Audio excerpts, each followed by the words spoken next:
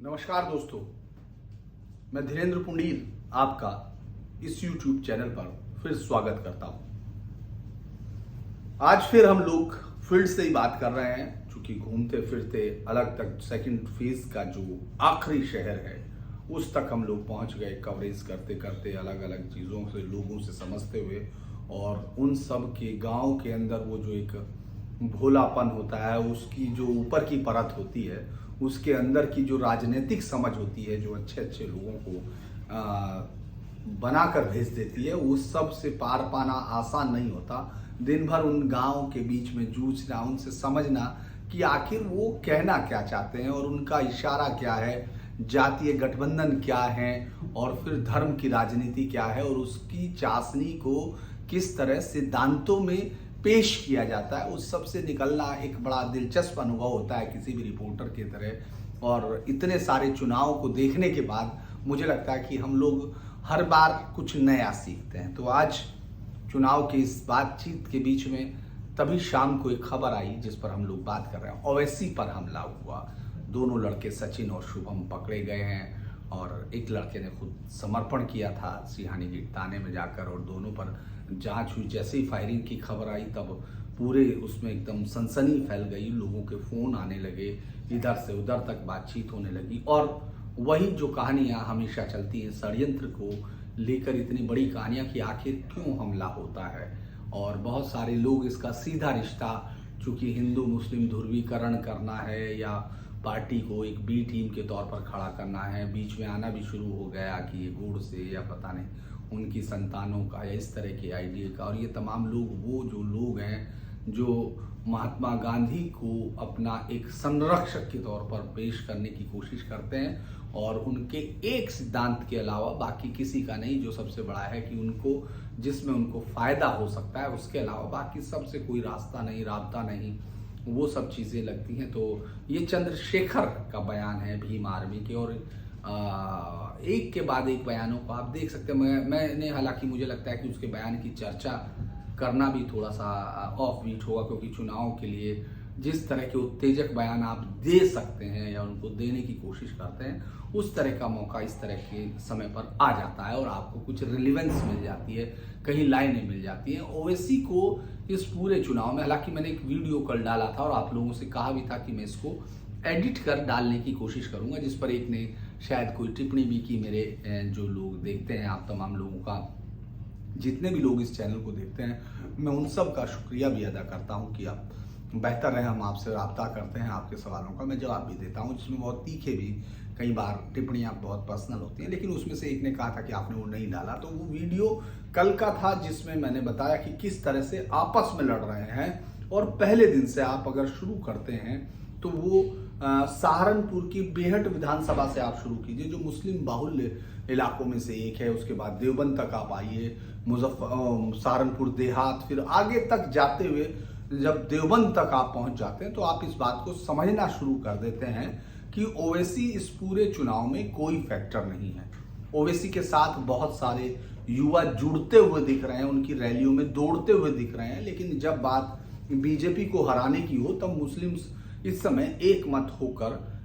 मुझे लगता है कि इस समय जो समाजवादी पार्टी को देने के लिए, क्योंकि उनको लगता है कि बंगाल मॉडल बेहद सक्सेस मॉडल है। जब आप बीजेपी की इतने बड़े लीडर्स की टीम का मुकाबला करते हो तो ममता बनर्जी अगर अकेले दम पर हरा सकती हैं तो फिर अखिलेश क्यों नहीं। और इसीलिए इस बार ये इतने सालों के चुनाव कवर करने के बाद इस तरह का, हालांकि अमूमन ये होता है, हालांकि मैंने बहुत बार देखा है चुनाव में कि मुस्लिम वोट ज्यादातर कोशिश करते हैं, वो भले ही एक इलाके के क्यों ना हो, कि वो उसका ज्यादातर हिस्सा एक तरफ डालें, क्योंकि कोई भी आदमी इस बात को बात पकड़ कर कह सकता है नहीं फलाने इतने वोट मिले थे, इतने उसको किसने मिले थे। ये जो मैं कह रहा हूं ये हर आदमी जानता है, और आप भी, जो आदमी इस पर सवाल उठाना चाहता है उसके भी दिल में मालूम है कि इसका क्या मतलब होता है। चूंकि मुस्लिम वोटर्स को एकमात्र हराना है बीजेपी को, उसके लिए वो कुछ भी किसी के लिए भी अलाइन करता है, किसी से भी अपने आप को हटा लेता है, डिस्कनेक्ट करता है, और किसी के भी साथ वो कनेक्ट करता है, ये आपको दिखेगा। तो आज जब ओवैसी पर हमला हुआ तो सबसे पहला सवाल लोगों के जहन में आया, ये जो सबसे पहला हुआ कि आखिर क्यों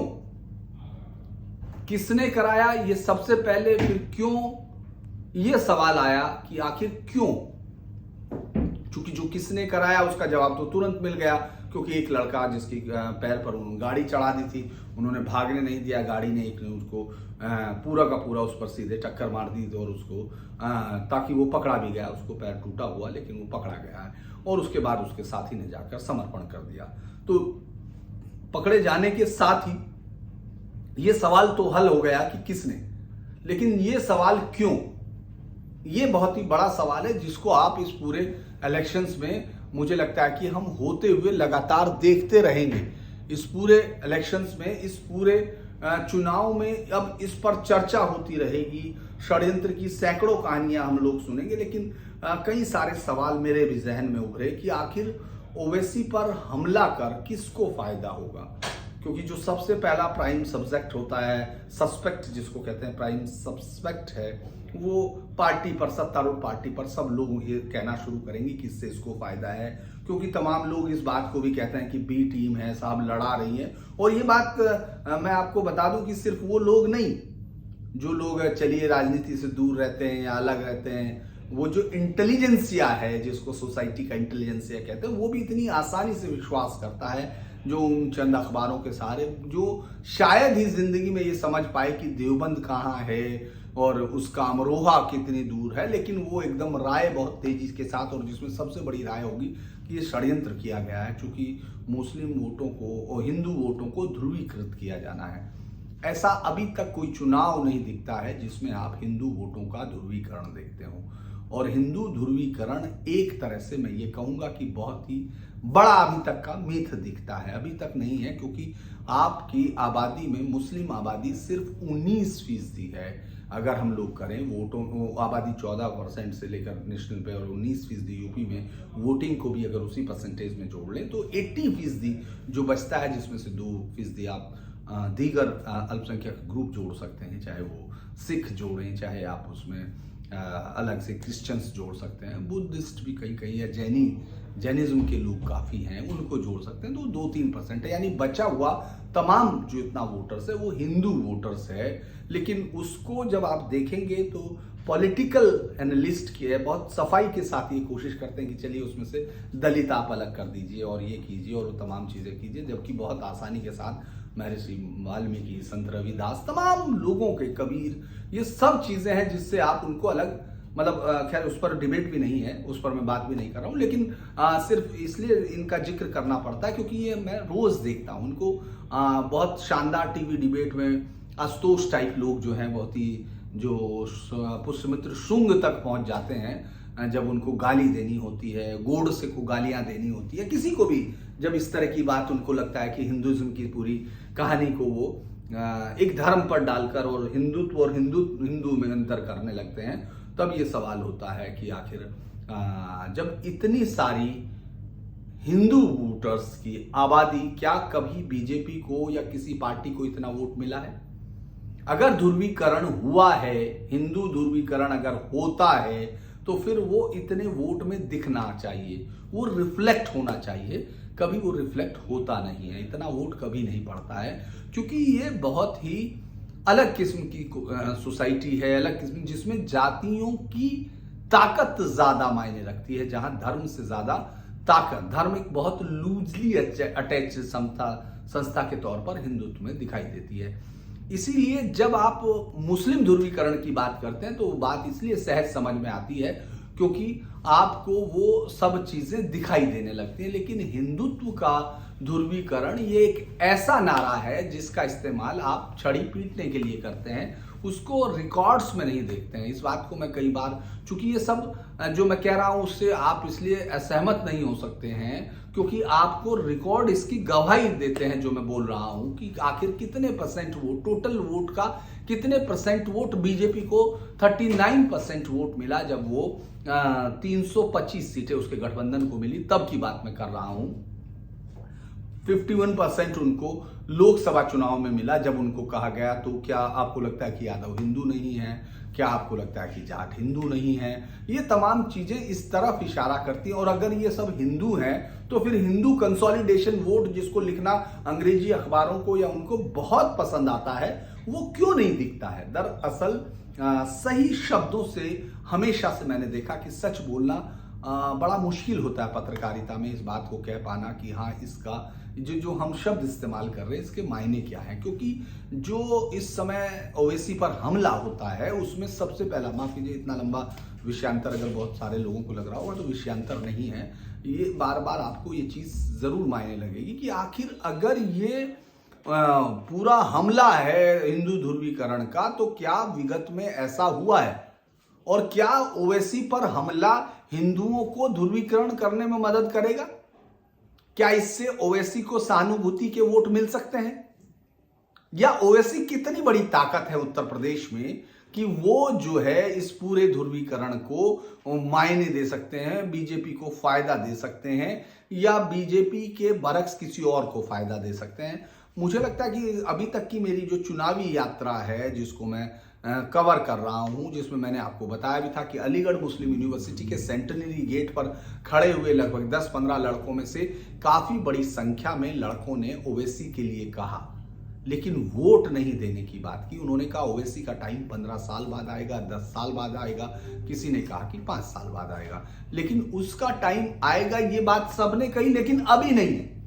इस बार आपको अगर दिखेगा पूरा का पूरा समीकरण तो वो समाजवादी पार्टी के प्रति वोट करता हुआ दिखता है। यहां तक कि जो अखिलेश यादव हैं उन्होंने इतना बोल्ड स्टेप लिया कि मुस्लिम लीडरशिप जो थी उसको उन्होंने खत्म कर दिया। उसको जो अभी तक की मुस्लिम लीडरशिप थी, जो पिछले 3 दशक से मुस्लिम के रहनुमा बने हुए थे, या जो एक खास पैटर्न पर बयानों के सारे अपनी राजनीति चमकाए हुए थे, एक ही परिवार के लोग अलग अलग जगह से ताकत तक कब्जाए हुए थे, उनको इस बार टिकट काट के इसी ताकत के सारे, क्योंकि अखिलेश यादव ये समझ रहे हैं कि उनके पास मुस्लिम वोट एक मुश्त आ रहा है,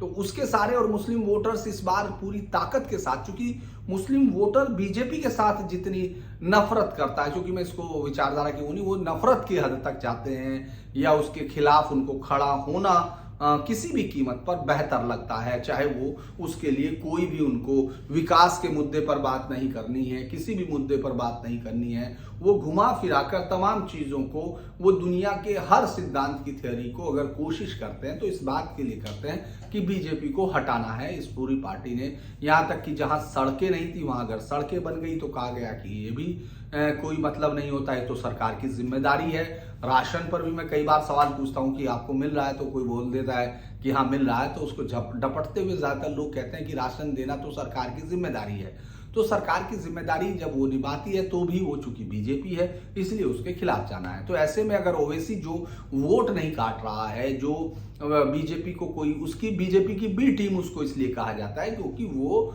तमाम जगह चुनाव लड़ने की कोशिश कर रहा है। तो आरजेडी ने जब वहां सत्ता उसको नहीं मिली, 5 सीटें जब वहां ओवैसी की पार्टी को मिली, तो सबसे बड़ी आलोचना तमाम दलों ने यही की, वो भी खास तौर से जातिवादी राजनीति आधारित दल हैं, और या कांग्रेस है जो अब उत्तर प्रदेश में तो खैर कहीं है ही नहीं, तो इसीलिए उसकी मैं निंदा और उसकी प्रशंसा दोनों को आउट ऑफ कोर्स मानता हूं। उनका कोई इसमें है नहीं। आज एक और खूबसूरत सा विजुअल तमाम चैनलों पे चल रहा है कि प्रियंका गांधी बुलंदशहर में प्रचार करती हुई और अचानक वो सामने उनको दूसरी तरफ से जयंत और अखिलेश दूसरे प्रचार पर थे, उन्होंने नमस्कार करके एक दूसरे को कहा, ग्रीट किया। तो उसमें भी लोग बहुत सारे पॉलिटिकल समीकरण ढूंढ रहे हैं। हमको भी ये देखना पड़ेगा कि इसमें कोई समीकरण है नहीं, क्योंकि करहल और जसवंत नगर दोनों सीट से कांग्रेस ने खुद अपने कैंडिडेट जो उनको टिकट दिया था उनको विड्रॉ कर लिया, नॉमिनेशन से पहले विड्रॉ कर लिया है। तो इस पूरे चुनाव फिर वापस, माफ कीजिएगा, इधर जा रहे हैं कि वो जो ओवैसी पर हमला है उससे किसको फायदा होगा। हालांकि जो पुलिस की जांच चीजें हैं, मैं अभी जो बातें कर रहा हूं ये प्रिलिमिनरी हैं, हो सकता है हम इसको कल रिफाइन करना पड़े अगर कोई चीज चेंज होती है। तो उसमें एक चीज ये भी है कि वो दोनों उनके हिंदुओं के खिलाफ बोलने पर नाराज थे। अब ये बात बहुत बड़ा पेच होगा कि हिंदुओं पर बोलने से नाराज कैसे कोई हो सकता है, क्योंकि ये नाराजगी का हक तो सिर्फ मुस्लिम्स को हो सकता है। मैं एक रिपोर्टर की तरह बोल रहा हूँ, किसी हिंदू एक्टिविस्ट की तरह नहीं। मैं इसलिए कह रहा हूँ, उसको पैरेलल कर रहा हूँ, क्योंकि गुजरात में अभी बाकायदा मौलवी उसमें शामिल हुए, एक लाइन से चेन बनी और उन्होंने एक युवा की हत्या कर दी, गोलियां मार के हत्या कर दी। ये कोई सिंगल केस नहीं है, लेकिन उसमें ये नहीं कहा गया कि इसके पीछे किसी का षड्यंत्र है या इसके पीछे मुस्लिम्स है या उसको पार्टी को ध्रुवीकृत करना है, लेकिन यहां कहा जाएगा क्योंकि वो दोनों हिंदू हैं और गोली जिस पर चली है वो ओवैसी है, जिसके बयान हमेशा आग उगलने में यकीन रखते हैं। और आप यहाँ ये भी सोच सकते हैं, इसीलिए भी सोच सकते हैं, ओवैसी इस पर बहुत कुछ कह सकते हैं और वो कह रहे हैं संविधान में यकीन है, मैं ये करूंगा, और चूंकि हम डरने वाले नहीं है, क्योंकि यकीनन वो डरने वाले नहीं है, क्योंकि उनकी जो राजनीति का सीरा है वो बीजेपी के खिलाफ नफरत जो मुस्लिम समुदाय में है उसको जीने के लिए है। क्योंकि ओवैसी की गाड़ी पर अकबरुद्दीन का फोटो आपको बड़े आराम से दिखेगा। यहाँ उत्तर प्रदेश में जो गाड़ियों पर प्रचार है, मैं बरेली में बैठा हुआ देख रहा था और मुझे लगा कि जो 15 मिनट में हिंदुओं को समाप्त कर देने की बात करता है, पुलिस सिर्फ 15 मिनट हट जाए, बाकी वो हिंदुओं को हटा देगा, फिर उनकी प्रजनन दर पर, उनकी जो फर्टिलिटी है उस पर भी अटैक करने से चूकते नहीं है। वो चुनाव प्रचार की वेन पर एक मेन फोटो है, यानी ओवैसी और ओवैसी के बाद उनका भाई असदुद्दीन और फिर उसके बाद अकबरुद्दीन, ये सब है। और इसके बावजूद ध्रुवीकरण की पूरी ताकत बीजेपी के पास होनी चाहिए। उन्हें लगता है कि हिंदू ध्रुवीकृत होगा बीजेपी की तरफ और ओवैसी पर हमला होगा तो भी होगा। ये बात मुझे समझ में नहीं आती कि क्या कोई, मैं अभी भी नहीं कह रहा हूं कि क्या उनके पीछे कौन लोग थे, क्योंकि तमंचा कहां से आया, जो फायरिंग की गई वो जो पिस्टल दिख रही है वो कहां से आई हुई है, अभी तो इस पर इन्वेस्टिगेशंस होगा, टीम बनाई गई और अचानक वो पकड़े भी गए। चूंकि ये बहुत ही लगता है कि इतना बड़े सोच विचार करके किया गई फायरिंग थी, तो फिर वो आसानी से पकड़े कैसे जाते हैं। और फिर अगर मुझे लगता है कि ओवैसी सबसे बड़ा नुकसान किसको कर रहे थे, अगर ओवैसी का कोई पार्टी में वोट मिलता तो वो समाजवादी पार्टी को नुकसान पहुंचा सकते थे और बीजेपी को फायदा दे सकते थे। लेकिन क्या ओवैसी हमेशा इसीलिए चुनाव न लड़े कि उससे किसी को नुकसान हो रहा है जो बीजेपी को हरा सकता है? क्या ओवैसी के समर्थक जो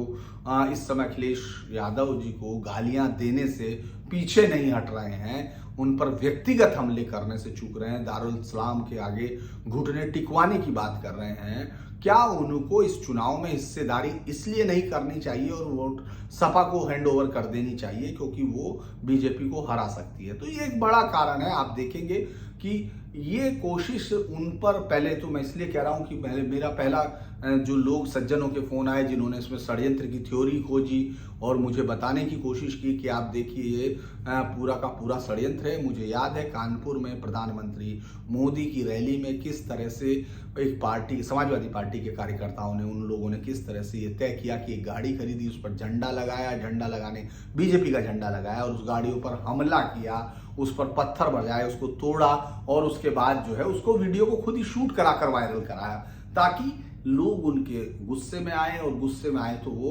समाजवादी पार्टी के लोगों से या उससे भिड़ जाए और तब उनकी कहानी आगे शुरू हो जाए। इसी तरह की कहानी मेरे जहन में या तमाम उन लोगों के जहन में थी, क्योंकि ओवैसी हमको कहीं चुनाव में फैक्टर दिख नहीं रहे हैं और उन पर हमले का या कोई सहानुभूति लहर चल जाएगी मुस्लिमों में, ये दूर तक नहीं दिख रहा है। और चूंकि मुस्लिमों में कोई सहानुभूति लहर चल गई इसलिए हिंदू इकट्ठे हो जाएंगे, ये भी मुझे कोई कारण दिखाई नहीं देता। उनके बयानों को लेकर लोग यहाँ चर्चा कर सकते हैं, उन पर बात कर सकते हैं, लेकिन हिंदू सिर्फ इसलिए इकट्ठा हो जाए जो अभी तक कभी दिखा नहीं, रिकॉर्ड नहीं बताते हैं, वो जातियों का संगठन हो जाता है। वो मैं फिर कह रहा हूं, क्योंकि बीजेपी के पास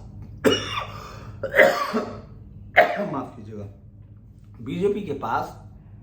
यादव, जाट और मुस्लिम वोटर्स के अलावा उन तमाम जातियों का जो घटक दल है, बाकी हिंदू जातियां, उनका है। मुस्लिम एक तरफ खड़े हैं और उनके साथ अलग अलग जगह पर यादव, जाट और अलग अलग टुकड़ों में छोटी छोटी जाति जहां उनके कैंडिडेट के खड़े हैं, ये उनके साथ मिलता है। तो लिहाजा इन सब में कौन ध्रुवीकृत हो सकता है, इससे ये भी देखा जाना चाहिए। क्या वो दोनों युवा अपने ओवैसी के बयानों से नाराज होकर उस पर गोली चला सकते हैं, तो उसकी जिम्मेदारी किसी एक पार्टी पर रखी जानी चाहिए या नहीं रखी जानी चाहिए, ये बहुत बार हो सकता है। क्योंकि मैं बयान देख रहा था जिसमें उन्होंने कहा कि फिर वापस चंद्रशेखर का, मैं चूंकि इशारा कर रहा हूँ, या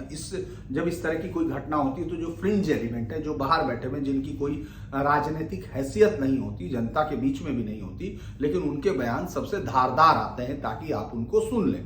ताकि उनकी सनसनी पैदा हो और वो स्क्रीन पर दिख सके, लोग कैमरा भाग सके, उनकी तरफ दिख सके और वो फिर बहुत खुशी के साथ अपना घर जा सके। जैसे कहा गया कि ये जो है इस तरह के हमलों से कोई जो गुड़ से की जो संतानें हैं वो इस तरह की औलाद है, या इस तरह के शब्दों का इस्तेमाल किया गया, तो वो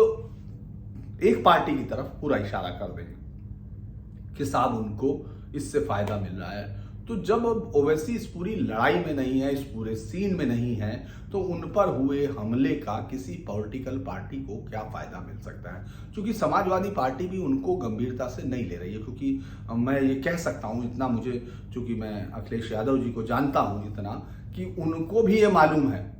कि ओवैसी इस वक्त भी कहीं नहीं है, क्योंकि ओवैसी के पास मुस्लिम वोटर्स के अलावा जो उनकी रैली में दिखते हैं वो भी वोटर्स नहीं है। वो देखने आते हैं क्योंकि उनके बयान सुनना, उसमें जो वो तंजिया लहजा करते हैं और इशारों से वो जो धार्मिक हमला करते हैं, इशारों में जो चीज़ों का, चूंकि वो लॉयर हैं, वो सॉलिसिटर हैं, तो वो समझते हैं कि कहाँ तक मैं कानूनी जद में आ सकता हूँ। उनके भाई ने ज़रूर एक दो बार इस तरह का बयान दिया, लेकिन वो शायद सुप्रीम कोर्ट की नज़र से नहीं गुजरा, क्योंकि उन्होंने दूसरे बयान गोडसे वाले सुने और दूसरा ये बयान नहीं सुना। कई बार मुझे लगता है कि अंग्रेजी में बयान देना या ज़्यादा अच्छा रहता है, और अंग्रेजी के अखबारों में छप जाने से कोर्ट को पता चल जाता है, और वो शायद इंग्लिश में नहीं छपा होगा, तो इसलिए नहीं पता चला। नहीं तो बयान वो सुनने के बाद ये ज़रूर होता कि आखिर 15 मिनट पुलिस हटा देने पे आप क्या करने वाले हो। जिस इतिहास का हवाला आप देना चाहते हो, वो बार बार मुझे लगता है कि इस तरह के वाक्य अगर आप सुनेंगे तो ये किसी, शायद मैं नहीं कह रहा हूँ, हाँ मैं उस वाक्य को कह रहा था कि जिसका मुख्यमंत्री मंच से रोज ऐसे उकसाने वाले बयान देता हो, उसमें कुछ भी हो सकता है। मुख्यमंत्री का कोई बयान मैंने अभी तक नहीं सुना जिसमें वो कह रहे हो कि जाओ कट्टे लो, तमंचे लो और किसी को मार दो। मुख्यमंत्री कानूनी भाषा में, क्योंकि अगर बुलडोजर है या तमाम चीज़ें हैं वो लीगल लिए हुए हैं, और ये गुस्सा जो है कि इस तरह की चीज़ें हैं वो सिर्फ राजनीतिक सनसनी से ज़्यादा कुछ नहीं होता, और मुस्लिम अल्पसंख्यकों को ये ताकत देने के लिए कि उनसे ताकत अपने आप लेने के लिए, वोटों की ताकत को लेने के लिए इस तरह की चीज़ें की जाती हैं। तो ओवैसी के हमले को अगर आज के दिन में, क्योंकि आज बाकी किसी खबर पर हम लोग इसलिए बात नहीं कर रहे कि सुबह तक ये खबर आप तक आ ही जाएगी कि ओवैसी पर हमले के पीछे क्या था, लेकिन लोग मानने से इनकार कर देंगे, क्योंकि आजकल लोगों ने जो उनके मन का नहीं है उसको मानने से इनकार कर दिया। इसके अलावा एक और चीज़ जो मुझे लगता है आप लोगों से बात करनी चाहिए, ओवैसी का मैंने आपको बताया कि उस पर हमले से शायद ही किसी पॉलिटिकल पार्टी को कोई फायदा हो रहा हो, और उसको खुद भी फायदा होगा ओवैसी की पार्टी को, मुझे नहीं दिखता। मैं ये मानता हूँ कि वो इररिलेवेंट है इस पूरे चुनाव में, इनसिग्निफिकेंट है, और जो सबसे बड़ा उनकी ताकत थी, मैं इस बार आप इसको लिख सकते हैं, और चाहे तो हम लोग इस पर बात भी करेंगे। जो मुखालिफ, जिनको लगता है मेरी बातों से जो चिढ़ना की कोशिश करते हैं, जो मतलब भद्दे कमेंट भेजने की कोशिश करते हैं, वो इसको चाहे लिख सकते हैं कि पिछली बार की जो ओवैसी की सफलता जो दिखाई दी थी संभल में, इस बार वो 6000 वोट भी संभल में शायद ही ले पाए, क्योंकि जो उनका कैंडिडेट था जियाउर रहमान, वो वापस फिर सभा के पास है, और उस समय वो बागी होकर अपने वोट लेकर इस पार्टी के सिंबल पर आया था, जिसने ओवैसी की उम्मीदों को आसमान पर छुआ दिया, और दिल्ली में बैठे पत्रकारों को ओवैसी को बी टीम कहने में आसानी हुई, क्योंकि उससे वहाँ मुस्लिम हार सकता है। हालांकि उसमें नहीं आ रहे, लेकिन ये एक बहुत बड़ा कारण बनाया जाता है, क्योंकि जो बी टीम कहने वाले पत्रकार है उनकी नज़र में दूसरी पार्टी लड़ सकती है, लेकिन ओवैसी की पार्टी नहीं लड़ेगी, क्योंकि वो बीजेपी को हराने वालों की राह में बाधा बन जाती है। ये अजीब किस्म का गणित है जो उनको सेकुलर साबित करने के लिए, एक बड़ा पत्रकार साबित करने के लिए लगातार जोर देते रहना चाहिए। इसके अलावा एक और चीज़ जो मुझे लगती है, जिस पर मुझे बात करनी थी आज, वो ये थी कि इस पूरे चुनाव को आपको बहुत सजग होकर देखना है। मुझे नहीं पता कि आप मेरी बातों को किस तरह लेंगे, लेकिन मुझे लगता है कि वायरल वीडियोस और इस तरह की चीज़ों से आपको भटकना नहीं होना चाहिए। जो आजकल बहुत सारे लोग, 80% लोग इस समय जो पढ़े लिखे लोग भी हैं, जो इंटेलिजेंसिया में शामिल होते हैं, या जो रिक्शा वाले हैं, उन सब के पास इंफॉर्मेशंस का इतना बहुलता हो गई है, चूंकि वो तुरंत जा रहे हैं। एक छोटे से जिले में 768 यूट्यूबर्स हैं, चूंकि जब एक कैंडिडेट्स ने अभी बंटवाना कुछ, मतलब अपनी पार्टी के जो कैंडिडेट उसने पैसे दिए, यानी मैं नहीं कहूँगा क्योंकि चुनाव आयोग फिर अगर हो सकता है आप में से कोई दे दे इस वीडियो को और मुझे ही परेशानियां हो जाए, लेकिन उसने एनवेलप में अपनी पार्टी का मैनिफेस्टो ही आप समझ लीजिए रख दिया, तो 377 एंट्री हो चुकी थी। उसके बाद फिर जो 300-400 लोग बाद में आए, तो कुल मिलाकर 750 एक छोटे से जिले में यूट्यूबर्स है जो कुछ नहीं कर रहे हैं। वो खड़े हो रहे हैं, 4 आदमी से बाइट ले रहे हैं और उनसे कुछ भी कहलवा रहे हैं। वो जो भी कह रहे हैं वो और वो उसमें ऐसा भी है कि एक आदमी से पूछेंगे कि तुम मोदी का क्या करोगे, तो वो बताएगा कि मैं पैंड कर दूंगा, मैं बिल्कुल ये कर दूंगा और मैं वो कर दूंगा, और उसको फिर वायरल कर देंगे कि ये देखिए। और दूसरा आपने देखा होगा कि यदि कोई विधायक जा रहा है तो उसके पीछे सिर्फ उस गली में 2 आदमी नारे लगा रहे हैं, सिर्फ 1 या 2 आदमी की वापस जाओ, या 3 आदमी, या एक घर के 5 आदमी, या एक बिरादरी के 10 आदमी, लेकिन उसको तुरंत आप वीडियो वायरल बहुत ही सलीके से सब होता है कि ये देखिए विधायकों को बाहर भगाया जा रहा है या इस आदमी को ऐसा कहा जा रहा है। तो मैं ये नहीं कह रहा कि इस चीज का कोई मतलब नहीं, लेकिन आपको अपने सोर्स को कई बार जांचना होगा, और हो सकता है कि आपको वो चीज पसंद आ रही हो क्योंकि आपके मुफीद हो रही है, मैं फिर कह रहा हूं, तो वो आपके मन के, लेकिन वो आपको सही सूचना नहीं दे रही होगी क्योंकि वो वायरल है, उसका काम खत्म हो गया, उस लड़के का काम उस दिन का खत्म हुआ, जो उसको लेना दिलाना है वो सब वो दिया और उसने लिया और वो चला गया। इस तरह के 5 आदमी आपको हर 5 कदम चलने पर मिल सकते हैं, जो कुछ भी बयान दे सकते हैं, जो ये भी कह सकते हैं कि अमेरिका में जो काले लोगों के साथ दुर्व्यवहार हो रहा है उसके पीछे भी यहाँ हिंदुस्तान की हिंदूवादी सरकार है, चूंकि वो मुस्लिम लोगों, काले लोगों के साथ भेदभाव करने में अमेरिकन गोरों के साथ है। ये इस तरह की चीजें आपको कोई भी सुना सकता है, और अगर आप उससे कुछ भी सुने तो वो आपको वायरल दिखेगा। तो इसीलिए मेरा आप सब लोगों के से अनुरोध है कि आप जो भी वीडियो इस तरह के आते हैं उन पर थोड़ा गौर करने से पहले, उन पर यकीन करने से पहले उन पर गौर कीजिए और समझिए कि वो 2-4 लोग क्या एक पूरी कॉन्स्टेंसी का प्रोफाइल हो सकते हैं, और जो लड़का इसको शेयर कर रहा है क्या उसका अनुभव या उसकी जानकारी इस तरह की है कि वो इनके इन्फ्रेंसेस निकाल सकता है। इसको गौर करने की जरूरत है। मैं बार बार यही कहने की कोशिश कर रहा हूं कि जो चुनाव होते हैं उसमें हार जीत हो सकती है, हम लोग जो बताते हैं उसमें जो चल रहा है ट्रेंड उसको बताने की कोशिश करते हैं कि ये ट्रेंड है, उसमें मेरा अपना एक आधार होता है कि मुझे इन वजहों से ये चीज़ दिख रही है। लेकिन जो वायरल वीडियो है उसमें किसी वजूहत की ज़रूरत नहीं होती, आप बयान सुनते हैं, जैसे मैंने भी एक वीडियो आपको डाला कल वो दोनों, लेकिन इस बात का मतलब नहीं है कि वहाँ ओवैसी को वोट मिल रहा होगा, ये मैं बात आपको फिर कह रहा हूँ। और जब आप इस वीडियो को मैं फिर आप मेरे प्रोग्राम में भी देख सकेंगे पूरा का पूरा वीडियो, तो आप देखेंगे कि उसमें वोट का कोई परसेंटेज वहाँ नहीं होगा। जब वहाँ चुनाव होगा, मैं सीट नाम भी आपको बता देता हूँ, उस कानपुर देहात, मरामपुर देहात की उस सीट पर माफ कीजिएगा, रामपुर मुरादाबाद देहात की उस सीट पर का जब आप फैसला देखेंगे तो आपको ओवैसी की कैंडिडेट की वोट्स गिनने के लिए चश्मे लगाने पड़े होंगे, भले ही आपकी दृष्टि सामान्य क्यों ना हो। तो लेकिन वो बातचीत वीडियो वायरल में बहुत अच्छी लग रही है, तो मैंने भी इसीलिए डाला क्योंकि बहुत इंटरेस्टिंग लग रही है, लेकिन उसकी चुनावी वैल्यू कुछ नहीं है। मैं आपको फिर कह रहा हूं उसकी चुनावी वैल्यू कुछ नहीं है, क्योंकि वहां वो लड़ता हुआ है ही नहीं कहीं। तो इसीलिए आज के लिए मुझे लगता है इतना ही। मुझे लग रहा था कि शायद आज नहीं आपसे बात हो पाएगी, क्योंकि बारिश पूरे दिन भर होती रही और कल भी बाहर अभी भी बादल कड़क रहे हैं। अगर कल मैं समय से आ पाया तो आपके साथ फिर बातचीत होगी। तब तक के लिए नमस्कार। और मेरा एक और विनम्र आपसे अनुरोध है कि इस वीडियो को लाइक कीजिए, शेयर कीजिए और चैनल को सब्सक्राइब कीजिए। नमस्कार।